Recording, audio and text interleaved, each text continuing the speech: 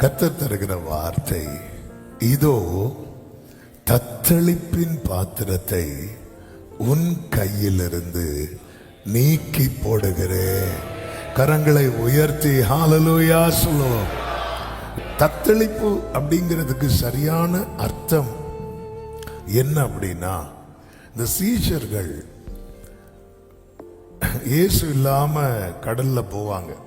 இந்த நடுக்கடல்ல வந்ததும் அங்கேயும் போக முடியாம இங்கேயும் போக முடியாம எதுவுமே பண்ண முடியாம இந்த நடுக்கடல்ல இருந்து அலைக்கழிக்கப்பட்டு கொண்டிருப்பாங்க. பாருங்க, ஒரு ஸ்டெப் கூட எடுத்து வைக்க முடியல. இதுக்கு மேல காற்று அடித்து கொண்டே இருக்கிறது.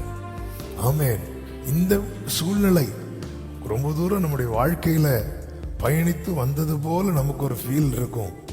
ஆனா கரை அடைய நம்ம எவ்வளவு தூரம் வந்தோமோ அவ்வளவு தூரம் இன்னும் போக வேண்டி இருக்குன்னு நினைக்கும் போது, ஆண்டவரே இது உங்களுக்கே ஒரு நியாயமா தெரியலையே ஆண்டவரே.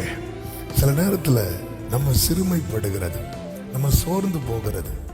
இப்படிப்பட்ட தருணங்கள் வரும்போது நம்ம அறியாம நமக்குள்ள என்ன தோணும் அப்படின்னா, ஆண்டவர் என்னை கைவிட்டார், ஆண்டவர் என்னை மறந்தார். இதோ தத்தளிப்பின் பாத்திரத்தை உன் கையிலிருந்து நீக்கி போடுகிறேன். ஆமென். இந்த தத்தளிப்பின் பாத்திரம் நம்முடைய கையிலிருந்து கர்த்தர் நீக்கும் போது, ஆமென், இதுவரை சந்தித்து வேதனைப்பட்டு துக்கப்பட்ட அநேக காரியங்களுக்கு எத்தனை பேர் நம்புறீங்க?